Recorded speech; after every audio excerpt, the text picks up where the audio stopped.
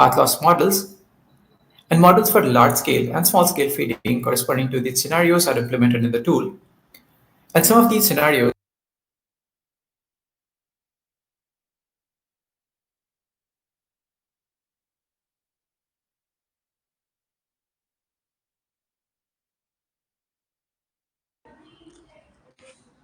Next, you can enable the visualization to monitor network KPIs as simulation progresses. The images shown here are simply placeholders, but when you run the simulation, active windows will pop up displaying similar outputs. And we will discuss these figures and windows in detail as we run the simulation.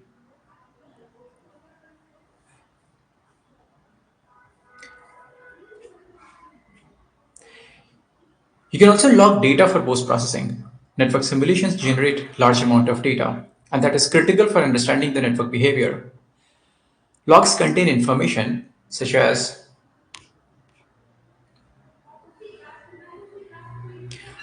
resource block usage, channel conditions, hard processes, downlink control information, and physical layer details, including decode failures. You can also capture IQ data, which is possible because we are modeling using full file.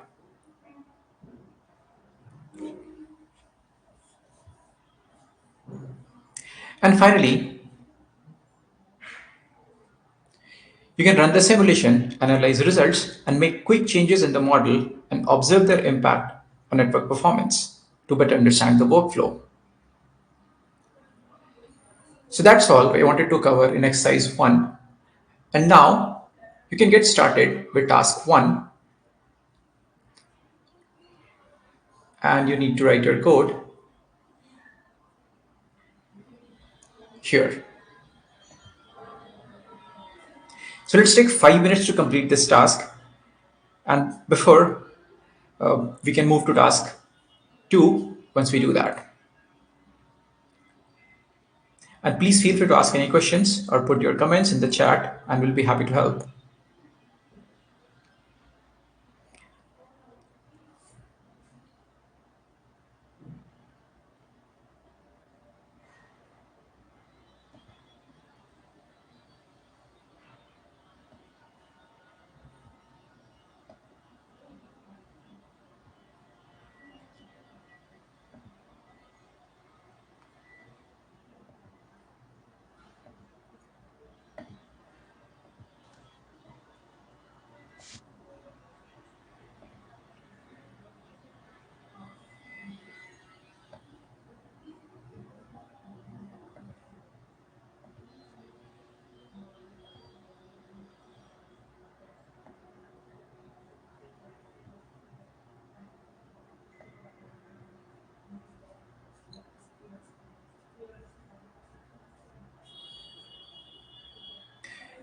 So what you see here on my screen is how the completed task would look like. So simply you have to call a function called nrgnb and pass arguments like its position, subcarrier spacing, carrier frequency, channel bandwidth, duplex mode, and file abstraction method. We have defined these variables just on the top. So for example, GNB position is 0030, that means it's at the origin, and the height of the base station is 30 meters. Subcarrier spacing is 15 kilohertz, 6 gigahertz, bandwidth is 5 megahertz, and duplex mode is FDD, but you can also select TDD. So to start with, I would recommend using FDD. For phi abstraction method, again, you have two options, full phi and abstracted phi. Let's start with full phi, and then we can make changes and see the results.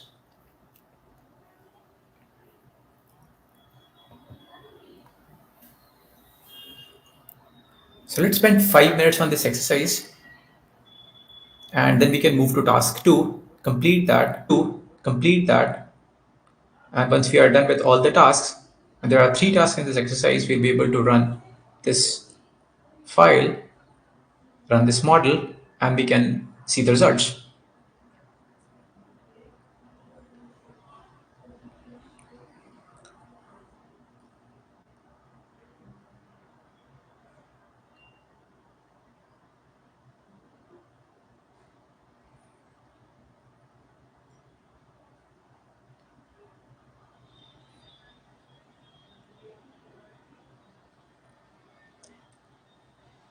And if you have joined late into the session and absolutely no clue what's going on, there's a link in the chat that you need to click to access the files to complete the workshop. To access the workshop exercises, and you will see a MATLAB online interface, which is going to complete the tasks mentioned there. For example, here we are trying to create a base station, a 5G base station in MATLAB. And if you want some more details that is mentioned, not mentioned in the comments in this file, you can always click the link and that will take you to the documentation page on MATLAB, and that shows details on how you can use this function called nrgnb to model a 5G base station and configure different parameters. What you see here, we are using just 6 parameters, but there are many, many parameters associated that you can change. And for that, you can refer to the documentation. Here we are using 6 parameters because others are default.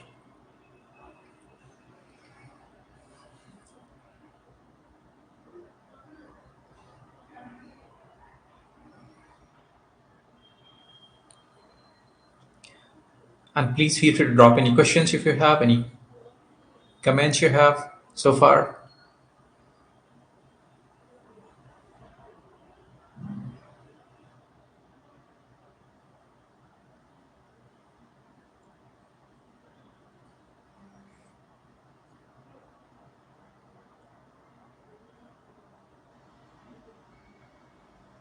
And if not, you can go ahead and get started with task 2. So task 2 is about creating a UE. So task 1, we create a GNB. Task 2, we create a UE. And here we need to use a function called nrue and pass some argument such as what is the name of the UE, what is the position, what is the phi abstraction method. And as I mentioned, while you model a 5G network, the level of abstraction in all the nodes in the network should be same. You cannot mix. The level of abstraction means you cannot set few nodes with full phi and few nodes with abstracted phi. And to review, full phi uses waveform generation and decoding. It implements complete transmitter and receiver chain, while abstracted phi is a mathematical model that abstracts the phi implementation. And abstracted phi is typically recommended if your network is large. There are so many nodes. It helps you model large simulations in limited time.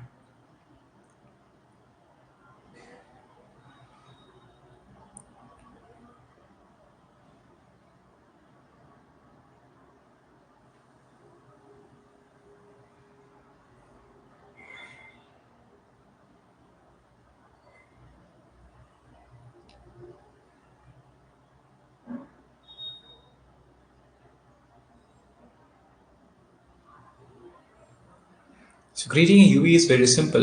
You need to use function called nrue and pass few arguments. So there are 3 arguments here: name, position, and abstraction method. As simple as that. And once you are done, you can create the network, which is task 3, and which is the final task of this exercise. And once you are done, you'll be able to run the exercise. So task 3 is about creating the network. So far in task 1, we created GNB. In task 2, we created UE. Now we're going to connect the GNB and UE to form a network. And for that, a very simple function call. The name of the function is connect UE. And you need to pass some arguments. The first one is GNB and the second argument is UE. And we have created GNB and UE in the first 2 tasks.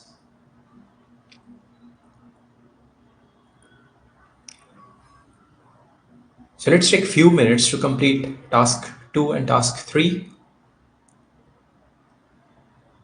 If you already completed task 1. Otherwise, there are 3 tasks in the exercise that you need to complete to run the whole exercise. And shortly, we're going to run it together and going to see the results.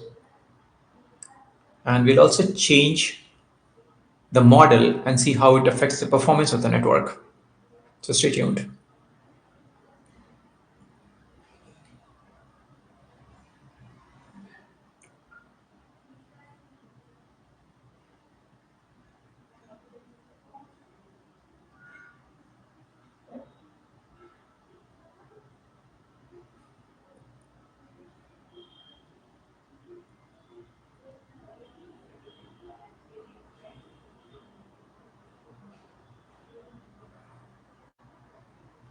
And please feel free to put any questions, comments in the chat.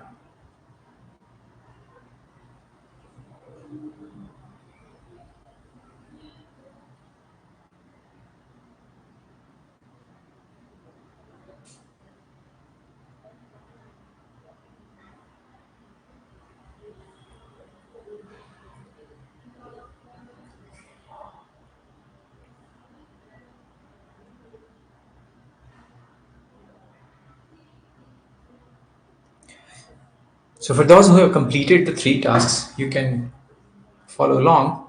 You can try to run this model, and you can go to Live Editor, click Run,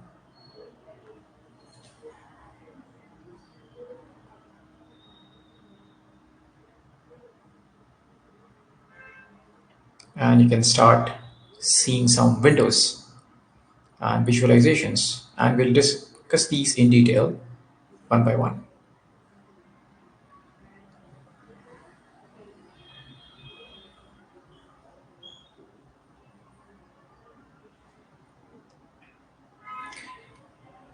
So while the simulation is running, let's see what this window is showing.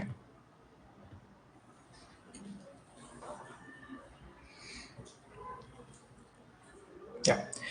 So this is what we have modeled. This is our network in a very basic representation. The center, which is represented by triangle, is our base station, and the gray circle is our UE. And you can see if it's represented in a Cartesian coordinate in XY axis, and the position that is what we have configured in the MLX file, and you can change it and experiment with this later on. So this is what the first step. You can visualize what you're going to model.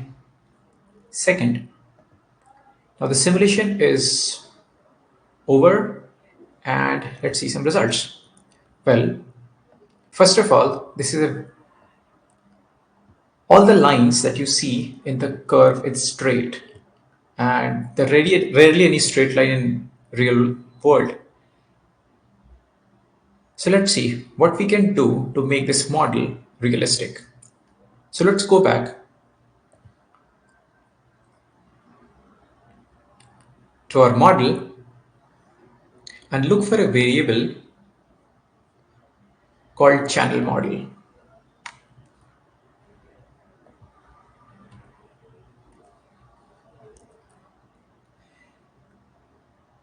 To start with, we use a channel model called free space path loss, which is very basic. Now let's change it to 3GPP defined channel models, which is defined in technical report 38.901. With this change, let's run it again.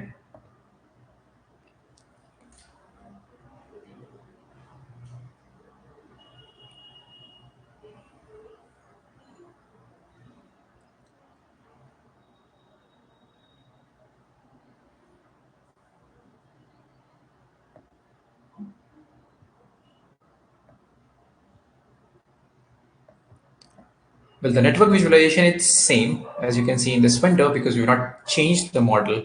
The positions of our GNB and UE are same. So let me minimize this. Now you're seeing some real world curves. So let me discuss what they are. So first of all, this window shows block error rate.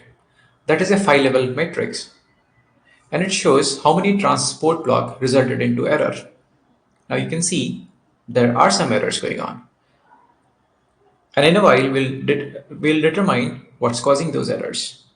But before that, let's also have a look at another curve which is related to scheduler performance. Well, scheduler is present at MAC layer in 5G, especially at 5G GNB MAC.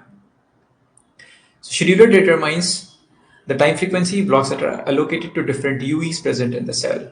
Now the simulation is over, and let me maximize this window for better clarity. Now you can see there are 4 different curves appearing on the screen. So I'll start by describing each one of them one by one. So top left is TX rate.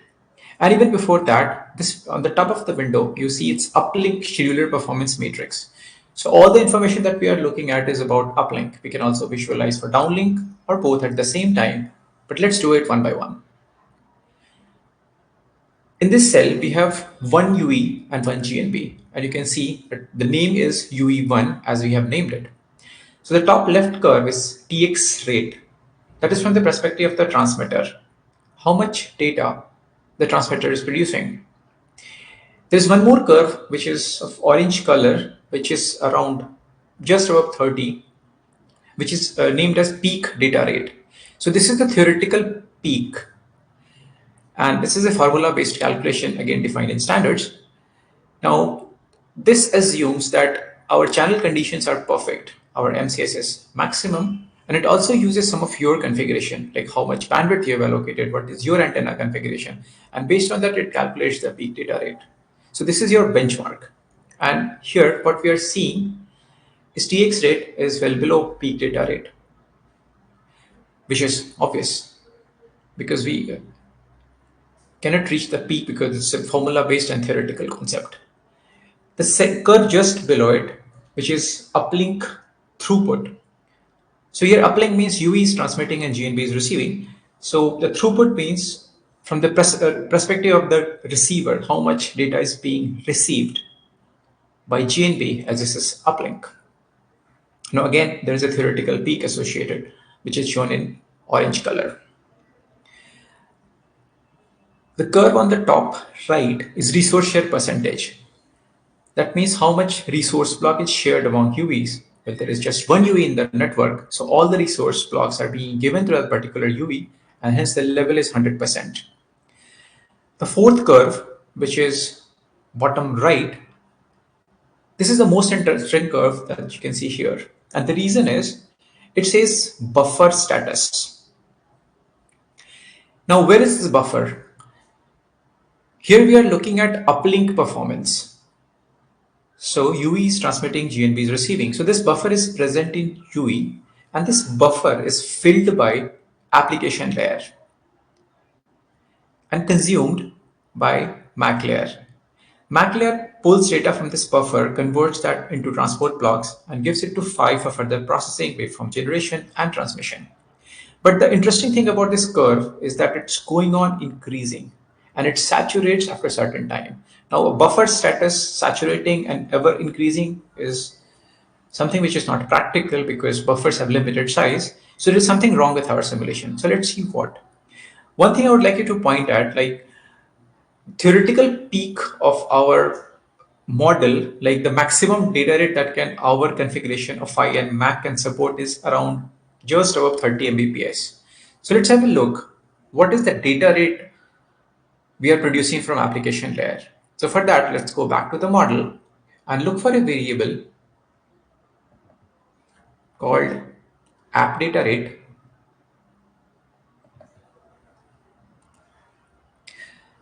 As you can see, this is where we configured our application traffic model, and the value is 40E3.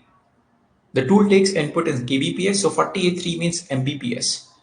So as you can have seen in the curves, that theoretical peak that our MAC and PHY is supporting is just above 30 Mbps, but our application layer is generating data at 40 Mbps. Hence you saw the buffer status is always going up and it keeps on filling. So let's make a change. Let's change it to 10 Mbps and run the simulation. Well, we're making one change at a time to understand the workflow better. So far there is no change in the model. The placement of GNB and UE is the same. We're just looking at the curves that shows MAC layer and PHY layer performance. Now let's pay attention on buffer status. It'll appear, say refresh, let it refresh and it'll appear in a while. Well, now you can see that buffer status is at certain level. That means what our application layer is producing, our MAC and PHY, our 5G MAC and PHY is able to consume.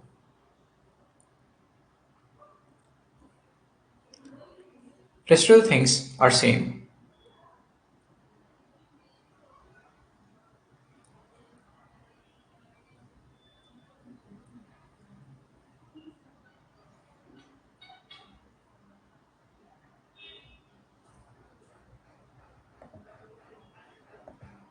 Now the simulation is complete.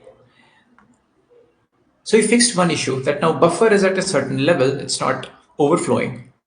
Now, so far we have looked at uplink scheduler performance matrix. So everything is about uplink, be it blur or be it MAC layer performance. Now can we also look at downlink or both? So let's do that. So let's go back to the model, and you can follow along. If you have completed all the three tasks, you can follow along. Now look for a variable called direction in your model or the MNX file. Now it says direction is uplink. Now let's change it to downlink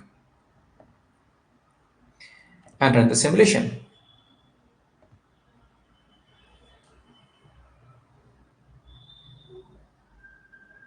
Now again, the model is same.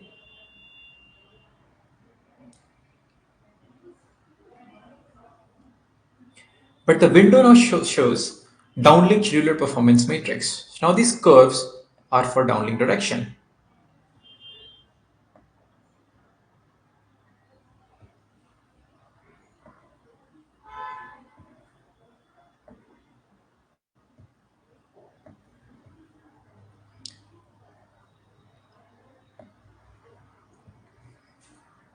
The simulation is now in progress, so let's complete it and then we can discuss more details.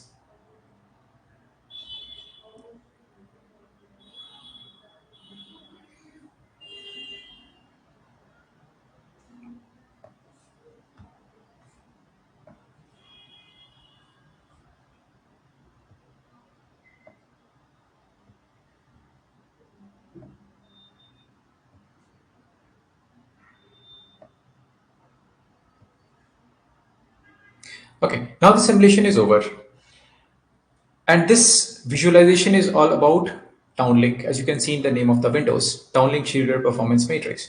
Now, the left plot is for blur, which is file level metric, and the right plot is for MAC, which is scheduler performance. Now I do see some interesting patterns here. If you pay attention to buffer status, which is the bottom right curve on scheduler performance matrix, you see some peaks here. And we also see peaks in blur in the in the block error rate of this visualization. Now these peaks are appearing at the similar time, as you can see, and we are modeling for 300 milliseconds as we have configured our model. Now these peaks are appearing at the same time. So why is that? So now let's try to correlate the performance of Phi and MAC, and let's gain some insights. Now, the default behavior of a 5G network or 5G node is as soon as there is a retransmission or a failure, a decode failure, a transport block results into an error, then the MAC and Phi enters the retransmission. They start retransmitting the same transport block. And that's what you see here. Some error happened and you can see it in the blur, but at the same time, the MAC and Phi start retransmitting. Our application layer is still generating data. Application layer doesn't know about what MAC and Phi is doing down below. Now, as application layer is generating data, you can see the buffer status is peaking at the same time. So you can correlate these two curves and gain some additional insight. And not only that, if you pay attention to the throughput curve, so this is downlink and throughput is from the perspective of the receiver. So here UE is receiving, and you can see as and when the blur happens and there's a peak in buffer status, throughput goes down because retransmissions are not measured to calculate effective throughput. Now, so far, we have seen graphs and patterns and some high-level information about how our network is behaving. But can we see numbers? So let's go ahead and explore some statistics. Now, this is downlink, and we are seeing some errors in transport block decoding. So let's go ahead and go back to our model. And since we have already enabled the statistics, and well, you can see statistics across all the layers, like be it app, RLC, Mac, PHY. But here we are printing some specific statistics value, and this numbers in terms of packet counts or transport block counts. Now you can see that decode failure at GNB, that is in uplink direction, is 37, and decode failures in downlink, that means at UE, is 13. Now you can see some numbers. So after patterns, you can see some numbers. Now if we change the channel model to FSPL, where we saw there was no error, these failures would be 0. Now,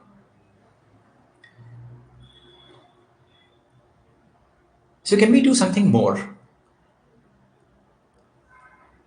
And I've mentioned this before, that as we visualize the performance of the network in real time, you can also log the performance for post-processing and analysis, which we are doing in the simulation. So let's see where the logs are stored, and let's explore how you can read and interpret that log. So we are storing the log file here. The name of the file is simulationlogs.mat.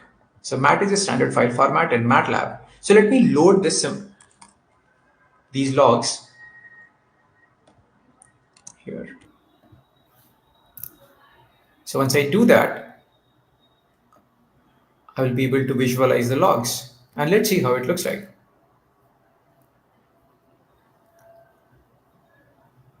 So logs are stored in a variable called simulation logs, as you can see here.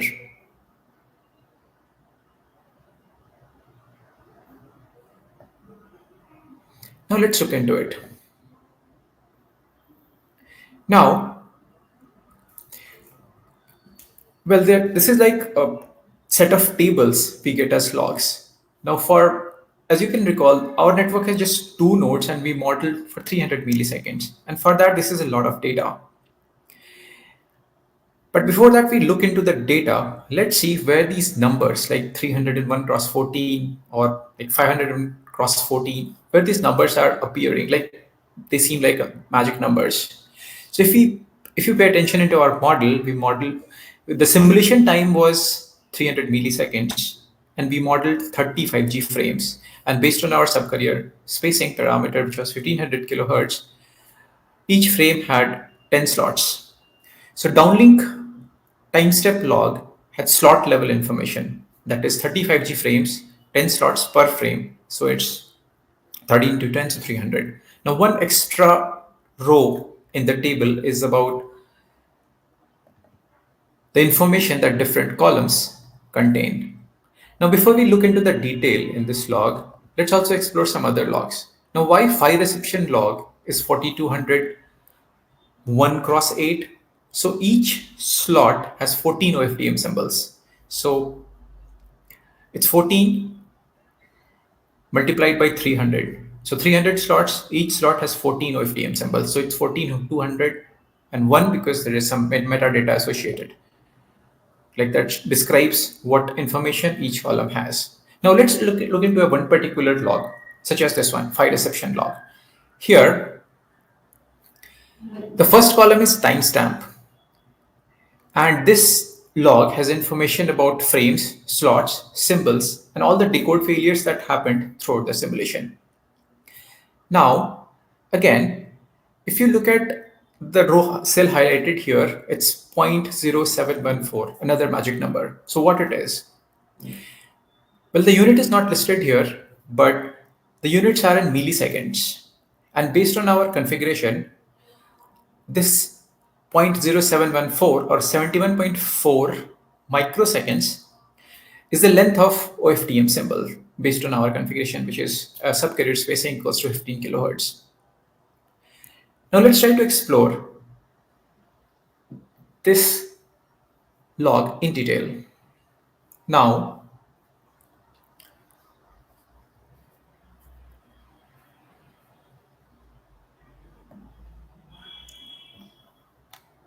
let's look at the column that says number of decode failures in downlink direction. And what you see here, it's all zeros. So does it mean There is no failure. Well, we have seen some failures in the plots and also in statistics. So let's try to sum this column. So I'm putting a simple command,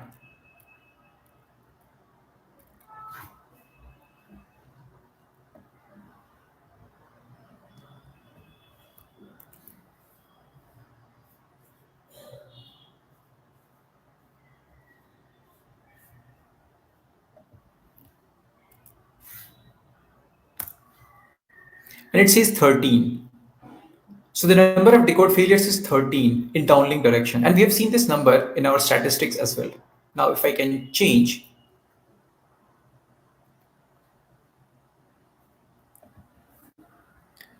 and have a look at another column called number of decode failures in uplink direction and do the same, like sum this column like you would do in any spreadsheet.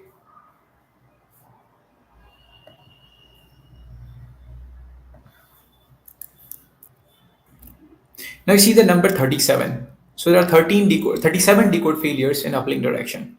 Well, the same numbers we have seen in the statistics, but in logs, the information is more granular. What you can also do is you can plot. So let's try to plot one of these columns.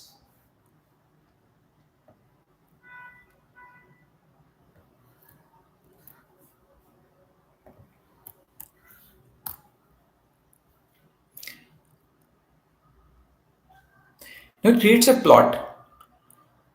Well, the x-axis of this plot is all the OFDM frames that are generated during this simulation, and y-axis is either 1 or 0. That means that was decoded successfully or not. Now, what we can do is, let's try to correlate the plot we see here and the graph we generated right now. So let's try to correlate blur with what we plotted right here. Well, these plots are completely different. As you can see, the x and y axes are different. X-axis of blur plot is time, while the x-axis of the plot on the right is the number of OFDM frames. But those many OFDM frames are generated in the simulation time, which is 300 milliseconds. Now, what is common between these two plots is that where peaks appear, as you can see. Now, in simple words, my point is the figure on the right is the cause of failure, while the figure on the left is the effect that you see at the high level.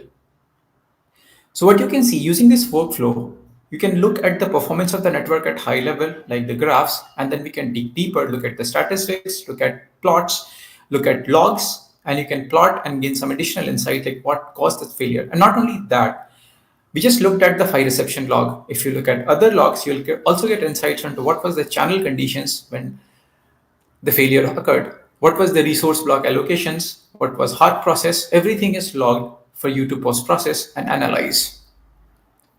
Now, so far, we have done some details analysis of the network, but can we do something more? So let's try.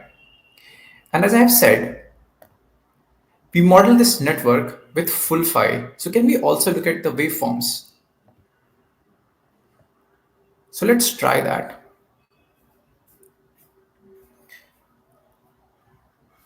Now, let me go ahead and enable this block called enable IQ visualization. Let me try to run it and see what happens.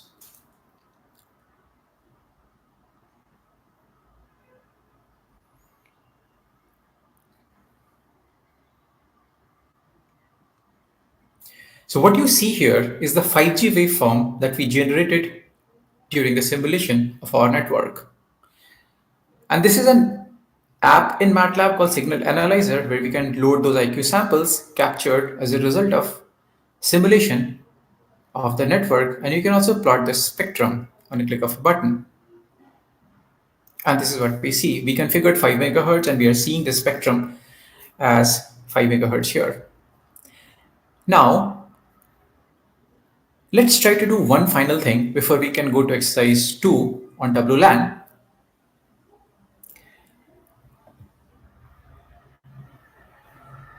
Let's go to a place where we started. Let's change the channel model to FSPL.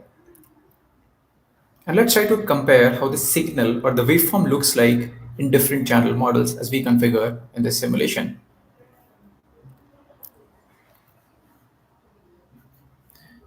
So look for a variable called channel model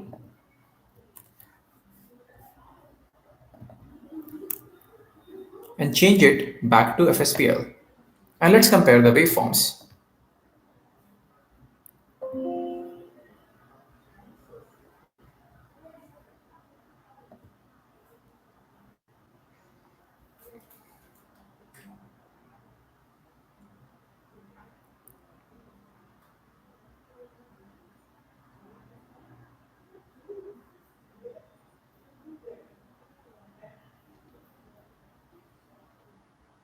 It will take few seconds to complete the simulation, but you can notice as we change the channel model, the graphs went back to straight lines more or less. So you can see the difference that channel model introduces into the simulation.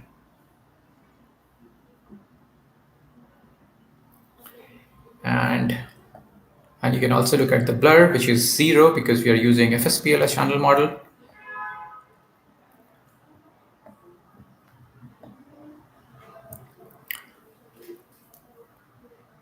Now what you can also see is you can compare the signals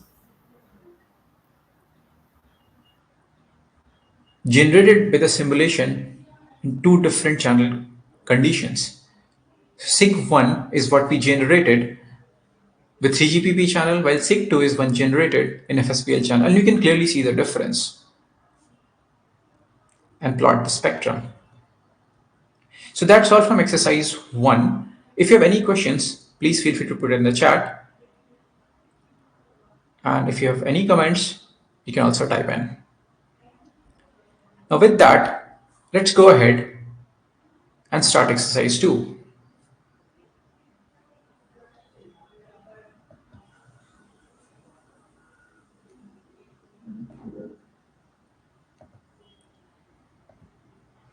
I'll share my screen again and describe what is about exercise 2.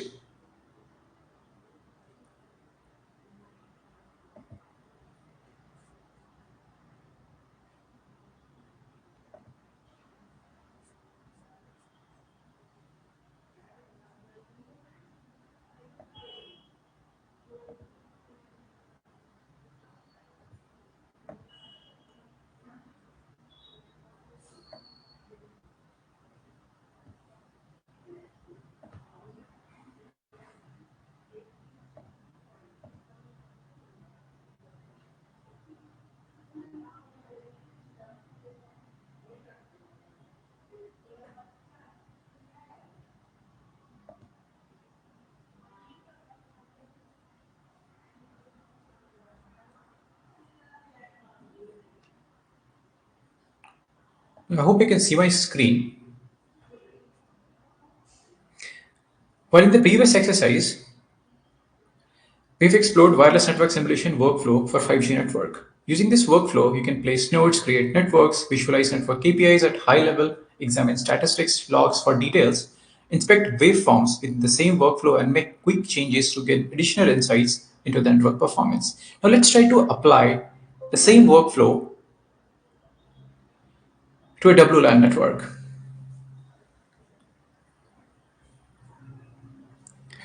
In this exercise, you'll create a model of a simple WLAN network using similar approach. We use this for 5G network. So instead of UEs and GNBs, now you'll work with APs and STAs.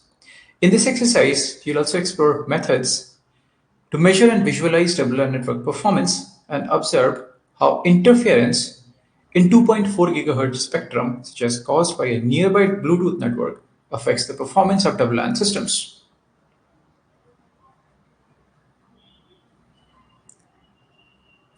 Now, as in the previous exercise, we are going to model different layers, both in STA and AP. Now, as in the previous exercise, we can start with initializing some global variables and doing some cleanup. The variables like time unit or TU is a standard way of measure time, but it's a unit of time in WLAN MAC layer. We set the simulation duration as 100 TUs, which corresponds to approximately 100 milliseconds because 1 TU is equal to 1024 microseconds. The frequency band is defined as 2.4 gigahertz. This band has 14 WLAN channels, and each channel has 20 megahertz bandwidth and spaced at 5 megahertz apart, and they are overlapping. In simulation, we use channel 6 and calculate the corresponding center frequency based on standard WLAN channel mapping. All the WLAN channels in 2.4 gigahertz band are shown in this figure, and you can choose any one of them for simulation.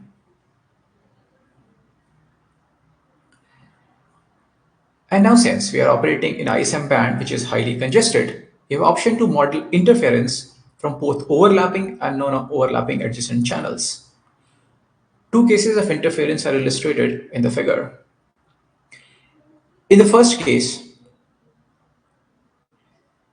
interfering signal overlaps in frequency with signal of interest. And in second case, even the channels side lobes from interfering signals can still affect the performance of WLAN system. Then we define geometry and plot the position of AP and STA, and then you'll see a plot as you run this simulation.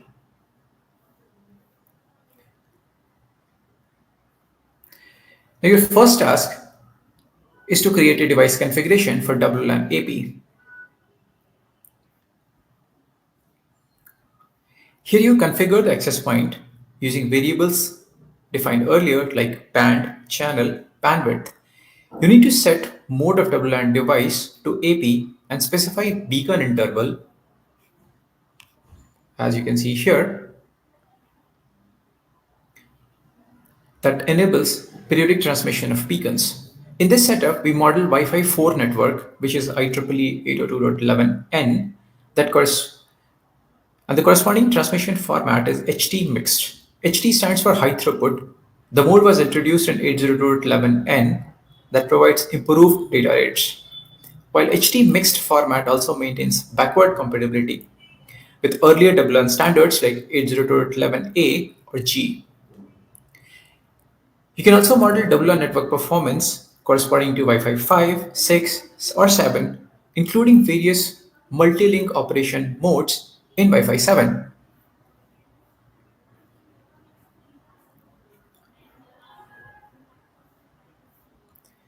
Now, creating a WLAN node is a two-step process. First, you configure PHY and MAC parameters, then you create physical node and define its position, specify level of abstraction to be used in MAC and PHY layers.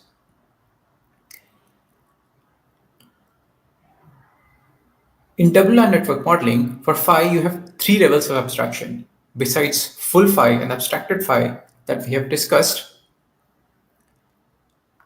in 5G network modeling, you have an additional option for MAC calibration. Unlike abstracted PHY, where transmission experiencing interference may be decoded successfully, in MAC calibration, PHY mode, so in this mode, all the transmission affected by interference are considered as failures. For WLAN network, you also have option to abstract MAC. Full MAC includes complete MAC frame generation along with channel sensing. In abstracted MAC that uses channel sensing, the MAC frame generation is abstracted to simplify the simulation. In this exercise, we are using full MAC and full PHY. The table shown here lists some additional details, and for obvious reasons, you cannot have a full PHY with abstracted MAC. This is an invalid configuration, and this is shown in the fifth row of this table. Our next step is to create STA. The approach of creating an STA, it's same as that of creating a WLAN AP, except that you set the device mode at STA and specify the same MAC and PHY abstraction levels. As a third task, you need to associate AP with STA, and which creates a network between the two.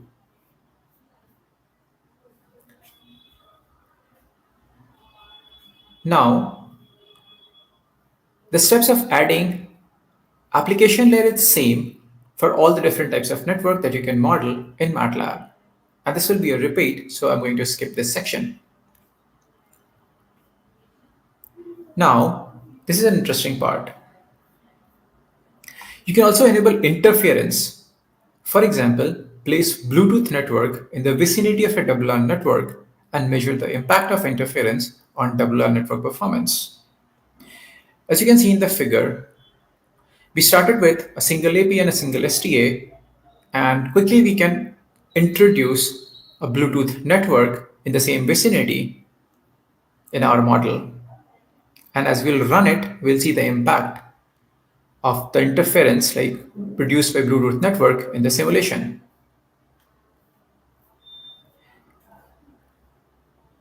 Now, the remaining part of the code,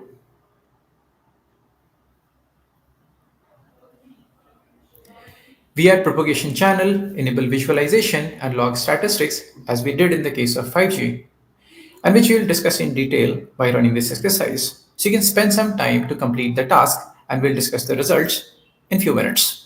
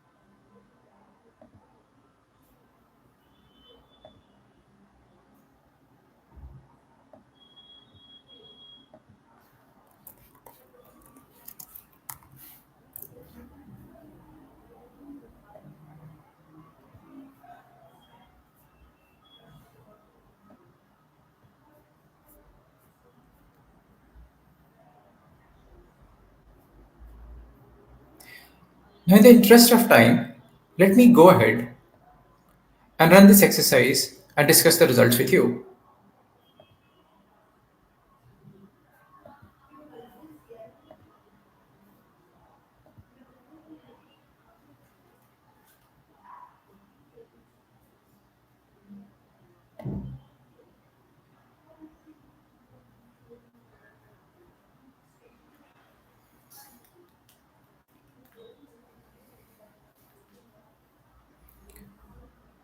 So what you see here is a different kind of interface than what we experienced in 5G network. Well, what you see here, let's try to understand step by step. Now, in our network, there was two nodes, one AP and one STA, and you can see on the y-axis here with their names. And you can also see the frequency at which they're operating. Now, what else you see here is some lines of different colors. We'll understand that in a moment.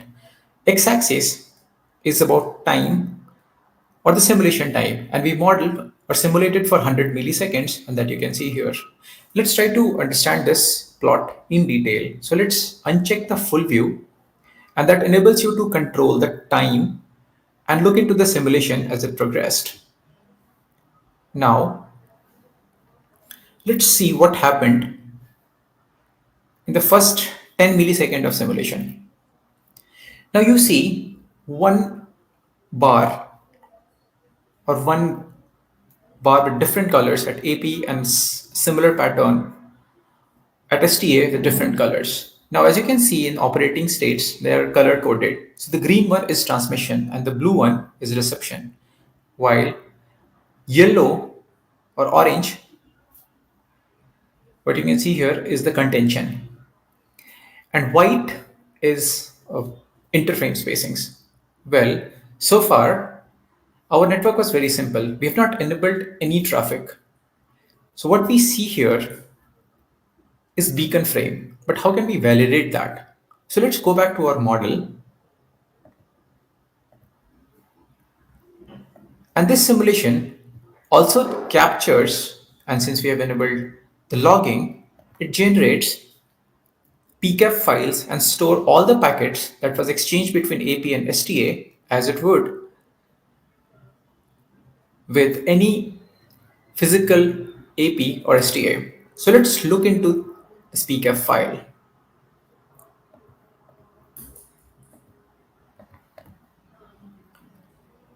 And so you click open outside MATLAB, and you can see the AP or the PCAP file is time stamped. So you should open the latest PCAP file. And in this, you can notice the beacon frames captured as we have simulated the model for 100 milliseconds. Our beacon interval was 10 milliseconds and we simulated for 100 milliseconds, so we can see 10 beacon frames. Now we can go and have a look at the packet and packet structure, which is again standard compliant. But one thing in the interest of time I would like to highlight is if we can go back to here, our first packet was generated at around 8 milliseconds, as you can see here. But in Wireshark, and we can also look at more. So for example, if we look into the 50 millisecond, we can see 5 such transmissions and reception of beacon frames. And similarly, we can correlate with Wireshark. Now, the problem is you can see the time. The first packet here is generated at 0, while in MATLAB it was around 8 milliseconds. Why there is a discrepancy? Typically, Wireshark has different options of time display formats. So here, it's selected as second since first capture, so it's showing the relative time. But if you select second since, I mean the absolute time, you can see the exact time, and that matches with MATLAB as the packets are generated. Now, so far our model is simple, there is no traffic. Now let's go ahead and enable the traffic. So for that,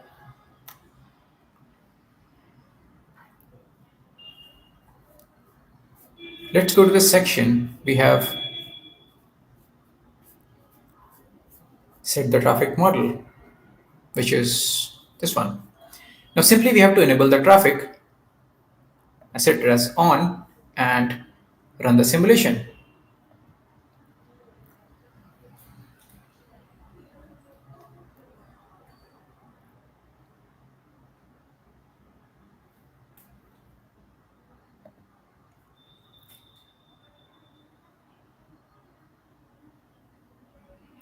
It will refresh.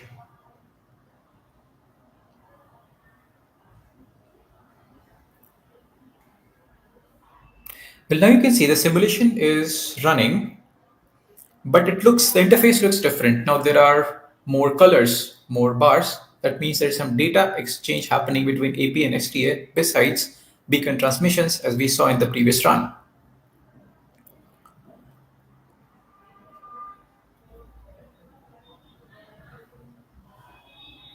So let the simulation complete and then we can discuss what's going on here.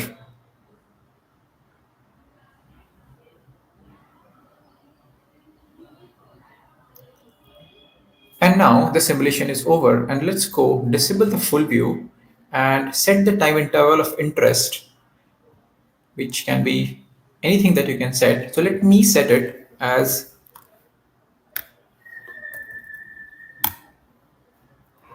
1 millisecond. So you can zoom into a particular time window of interest and see how the simulation progressed. Now you can see different colors. So it starts with yellow, which means contention, some green, blue, transmission. Green is transmission, blue is reception, white is interframe spacing. But this interface doesn't tell you like which packets they are, but Wireshark can. Since we are logging the PCAP files, we can go back and try to correlate what you see here and what you see in Wireshark. Now again, the PCAP files are timestamped, so I'd recommend always open the latest one. So open outside MATLAB. Well, now you can see packets.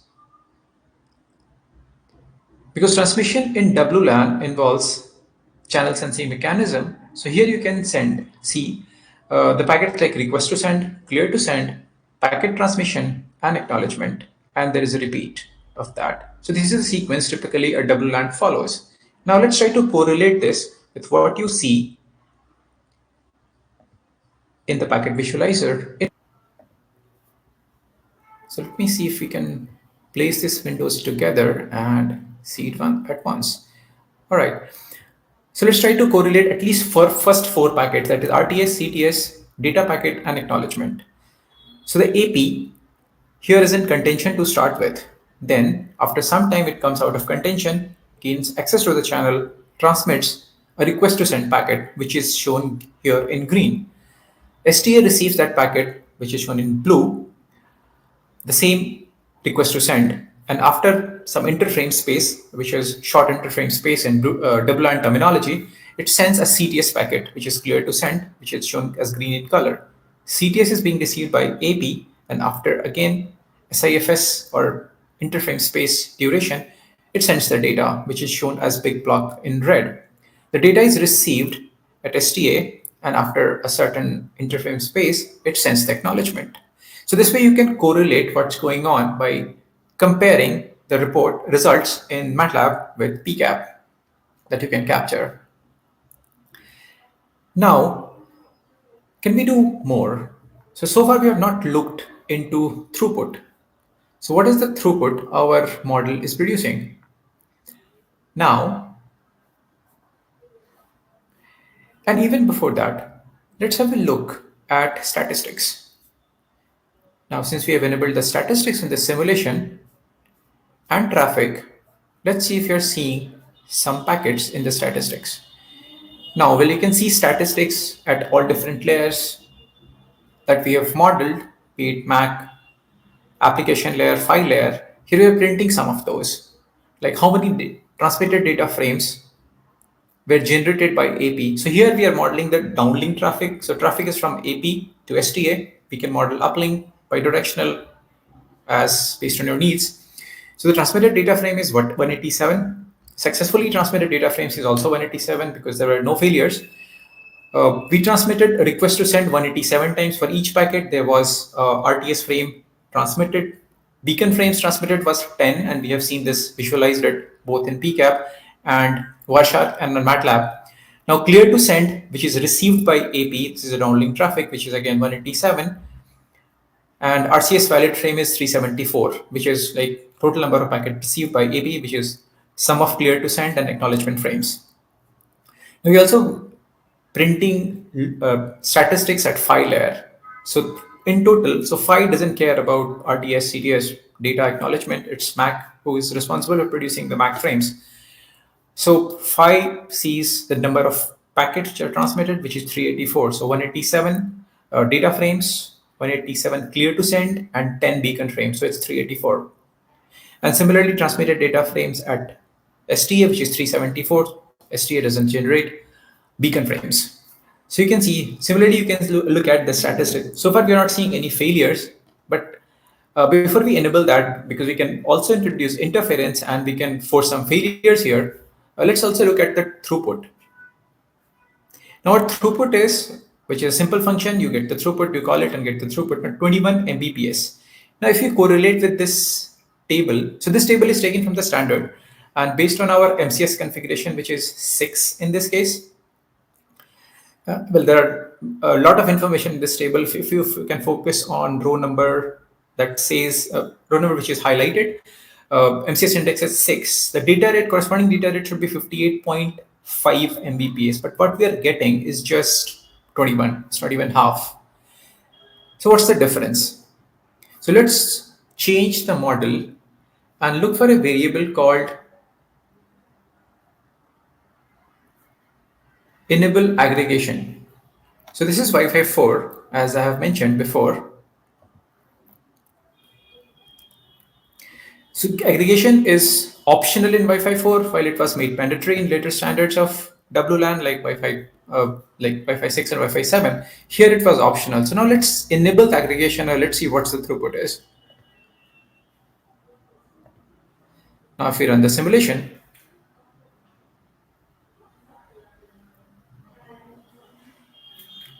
And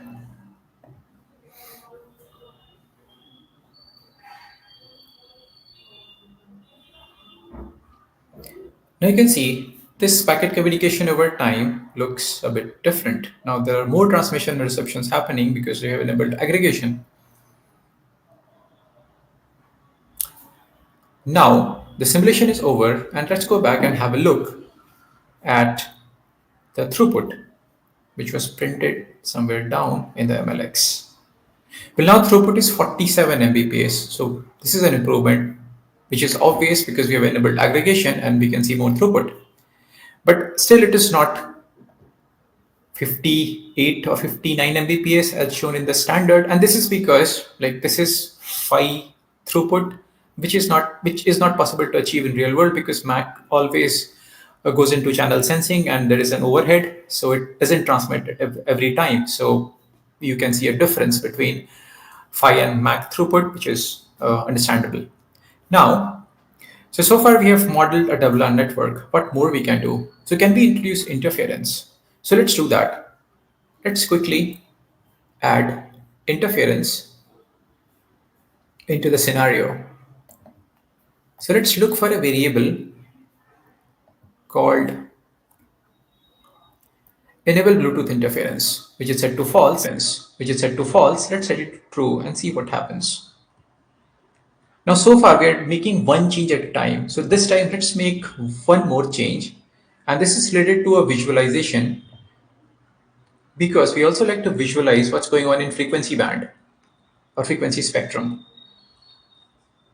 So let's look for a variable called plot frequency flag and set it to true. And now let's run it from the top.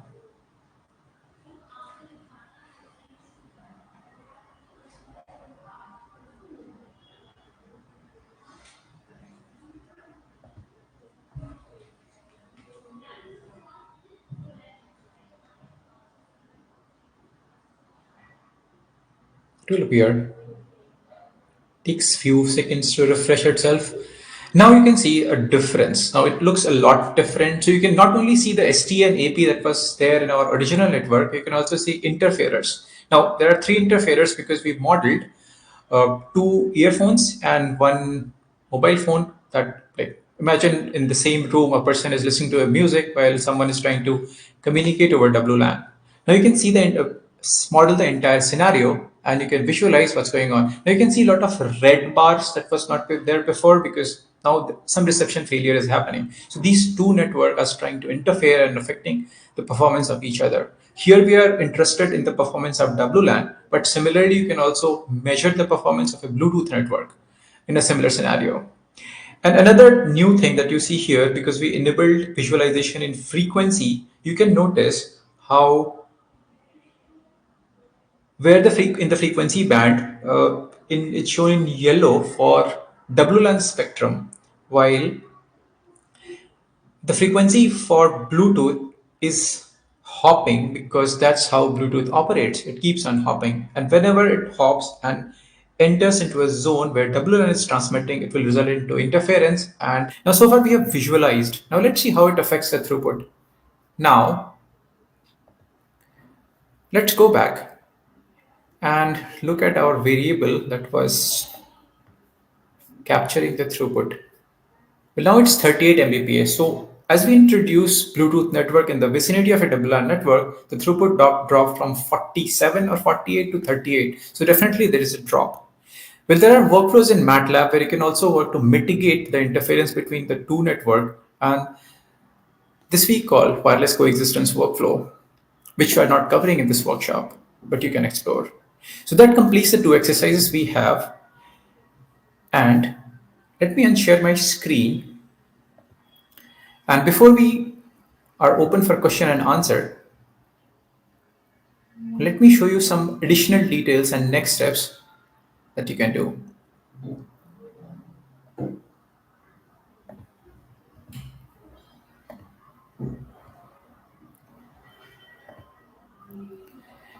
Now we are done with the hands-on part. So some concluding remarks before we are open for questions. You get variety of getting started examples, including 3GPP reference scenarios, which are standard scenarios defined by 3GPP as a shipping example. Now, another example worth highlighting is application of multi-user MIMO in 5G network. So you can also explore that. Intercell interference can be modeled to study the impact of the performance of all UEs in the network. And we have a shipping example on that as well. And another very interesting example is cell-free MIMO, which is considered a promising technology for 6G networks. And now, we have explored the workflow for 5G and WLAN networks, and the same approach can be applied for Bluetooth networks and coexistence between WLAN and Bluetooth systems, where you can also work on how to mitigate how these two networks affect each other's performance. So in summary, MATLAB supports simplified workflows for wireless network modeling. You can model 5G, WLAN, Bluetooth, ad hoc networks, or MANETs in a unified simulation environment. You can explore featured example to understand and experiment with complete workflow.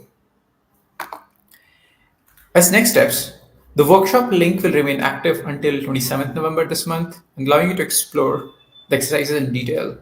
And you can contact me, and this is my email ID, if you want to request for solution files for this workshop exercises that contains additional details and describes each step in more detail. Or if you want to learn about wireless network modeling workflows in MATLAB. Or you can contact me even if you want to arrange a complimentary hands-on workshop, which typically takes half a day, more detailed on topics on wireless network modeling at your organization. You can also connect me over LinkedIn and stay in touch.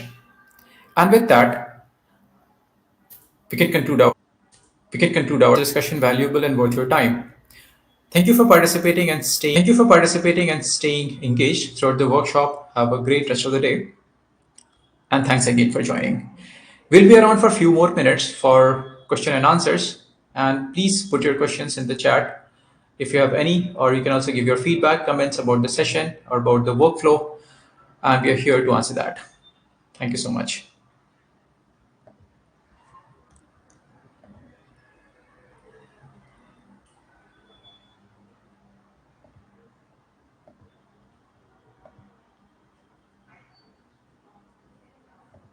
So I'll go to chat and try to have a look at questions.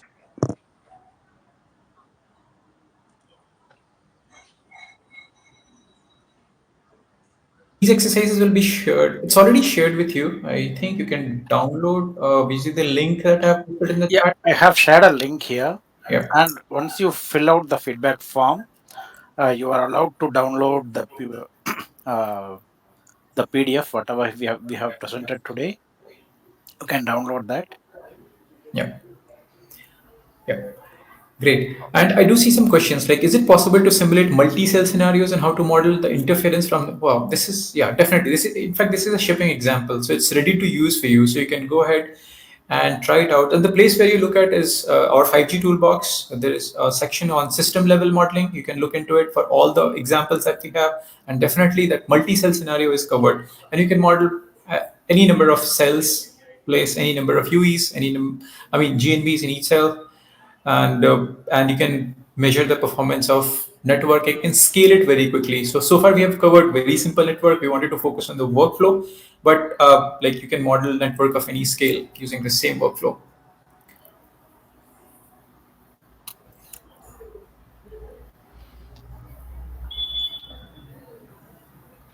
I'm pasting the feedback form once again. Could you please fill it? And once it is submitted, you are allowed to download the PDF.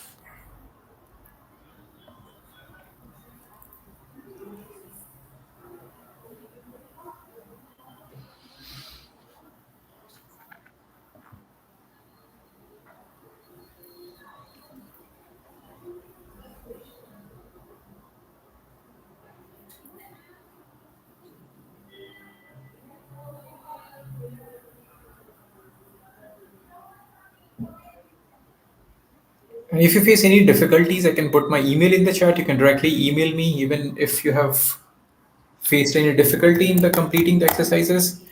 You can write to me, you can share your files, it can help you understand the workflow better.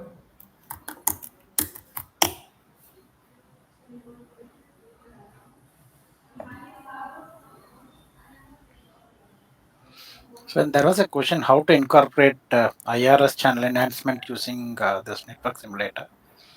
And see, actually, there is something called that integrate your own channel model into this. So we have examples on that, and just mail me. We will be in touch. I'll put my. Yes. So I do see one more question, Jay. Is beamforming available? So would you like to take it or shall I answer? Yeah, go ahead. Okay. Jay. So yes, beamforming is definitely available, and there is a shipping example that talks about multi-user MIMO. How can you implement multi-user MIMO in 5G networks? So yes, that is available, and you can model and simulate that, and you can get started with the shipping example that we have in 5G Toolbox.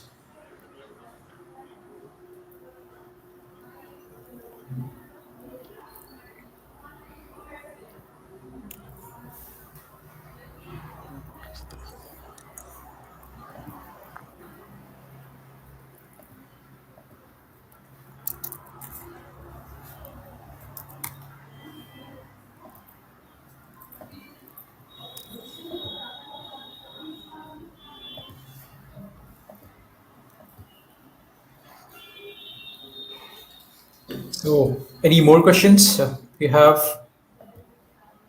And please feel free. Is NTN modeling available? That's very interesting questions. It's not available right now, but without any promises, you may see it in future. So, and Yeah, that's something which is yeah. But if you wanted to do in link level, we have it actually. But at the yes. system level, we don't have. Okay. Yeah, yeah. So yeah, in fact, thanks for clarifying, Jay. So we do have some NTN modeling examples as part of our SATCOM toolbox. So yes, definitely they are there, and you can explore where we model a scenario of certain number of UVs, how they can be served from satellite. So, for example, how many percentage of UVs we can serve, and so you can perform different kinds of analysis like capacity coverage of that particular region. So yes, definitely we have some examples to start with. But yes, that's one area we'd like to grow, and we are investing a lot in that.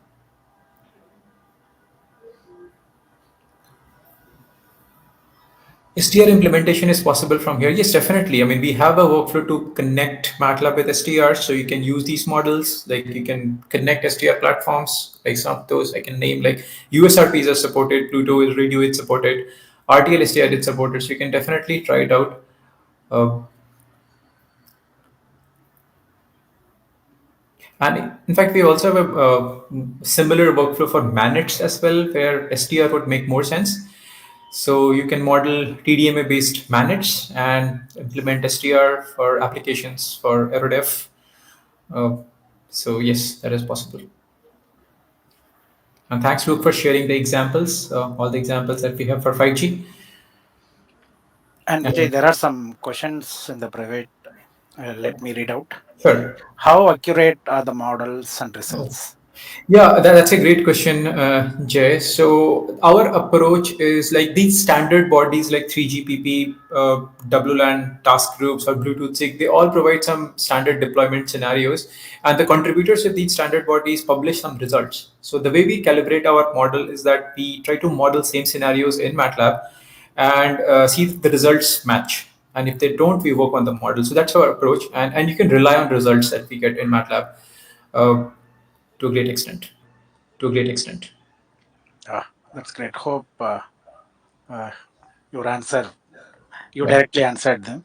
And one more, how flexible and extensible is this tool? That wireless network modeling tool. Yes. So in fact, that is applies to all MATLAB toolboxes. So most of it. So the implementation is open. So you can access the code. You can go view, edit as per your needs, and make change. That we call open MATLAB code. So all the implementation is open for you. That's one thing. then these models are highly configurable, so you can go and make very quick changes. Even the default implementation is highly configurable, that may cater to your needs. And third thing is, if you're also aware of object oriented programming in MATLAB, you can extend the capability that like write your own features on top of what we offer. So there are various ways we can customize the tool. And again, we hear a lot from customers, and we work with them to implement what they need in our roadmaps. So that is another way they can give inputs. If you want to make some changes in the tool, we are happy to do it. That's great. And I found one more, and it is regarding the speed of the simulations, how fast the simulations are. Yeah, that's great. So this workflow is there from last couple of years, and I have seen that speed of simulation has grown almost like 8 times, and that is just based on like optimizing the code. I'm not mentioning any hardware accelerators. So maybe you can use like parallel processing, or in future we can implement that cloud-based like deploying things in cloud and accelerating this simulation. We can also leverage on GPUs to make it fast. So yeah. That's great. Uh, any other questions? Yep. So I think it's done. That's fine. perfect. So great. Yeah. Thanks everyone Thank for you all. Thank you all for attending the session. thanks. Thank you. I hope this workshop is useful to